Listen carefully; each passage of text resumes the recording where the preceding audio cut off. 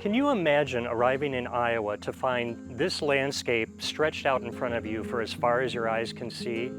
Today, less than 0.1% of our native prairie exists, but there is still value to prairie ecosystems wherever we can locate them. This prairie, located on a steep hill in a residential backyard, provides all the benefits that native prairie provided. The prairie is a diverse, complicated ecosystem that provides benefits to the planet, to animals, to insects. It provides benefits in terms of stormwater management, carbon sequestration, and many, many other benefits. We know that in Iowa, less than 0.1% of the native landscape still exists, but that doesn't mean that we can't still derive benefits from where we put a native landscape or what resembles a native landscape into place.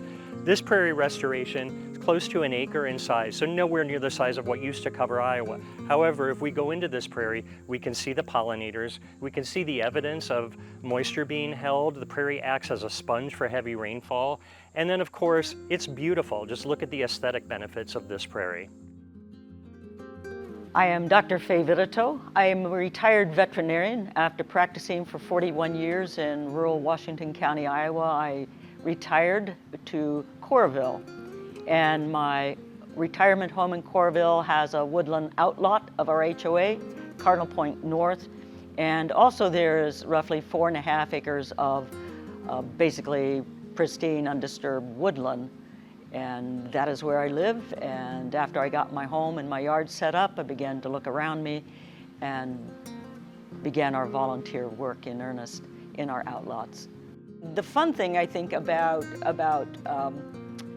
prairie and woodland restoration is you get outside, you smell the earth, you smell the trees, you feel the breeze. It's spring winds are gusty.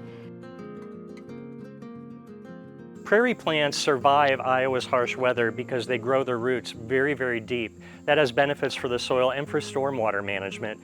We've been in a very dry pattern this year, but if I were to walk out into that prairie and look at the soil, the prairie acts as a sponge. Those roots can grow down as far as 20 feet, so they'll hold that water and release it slowly over time, rather than just letting it run off and erode the dirt or erode the soil and rush into the creek down below. This will hold moisture, it'll benefit the plants, and then that creates a natural ecosystem for the pollinator and insect habitat. Natural areas provide numerous benefits to pollinators, and you can see by virtue of the number of flowers that are present in this prairie in the middle of August, how much benefit, how much habitat there is for pollinators. We'll see the first prairie plants start to arrive in late April to early May.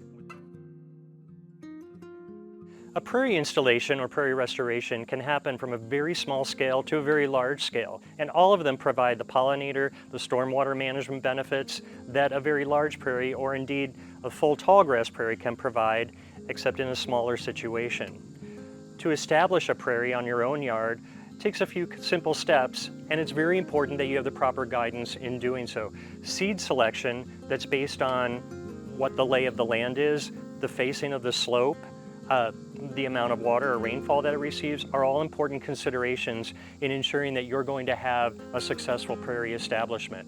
For example, different plants are going to establish in shady areas or wet areas, north-facing areas versus south-sloped areas, or very hilly areas like this compared to flat areas. Work with a professional to know what type of environment that you have and what kind of plants are going to be the best selection to succeed in your area. Then work with that professional to move forward on developing a plan to install your prairie. This plan should take from 2 to 4 years to establish, and it should include a maintenance plan, it should include a detailed establishment plan, and then work together to establish what you want your prairie to look like within the confines of what will grow in your specific area.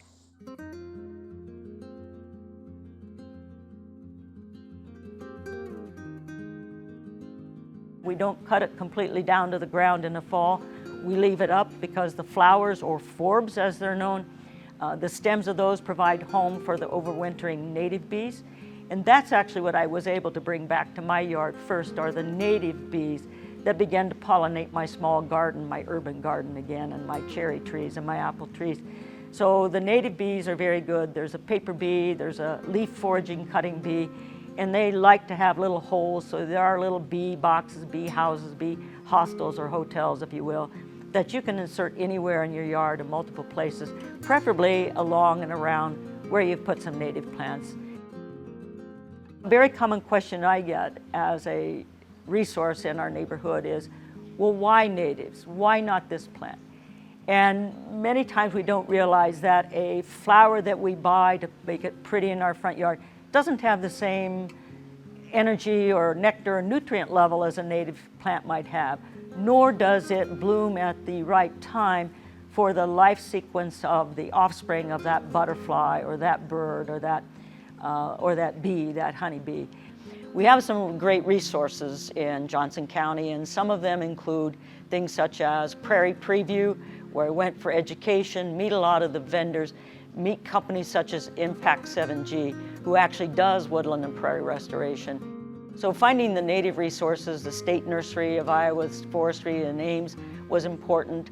The city of Coralville, once I walked into the lobby there to pay a utility bill and realized they even had handouts you could leaflets to get started, whether it be rain garden or whether it be choose this native plant over that variety.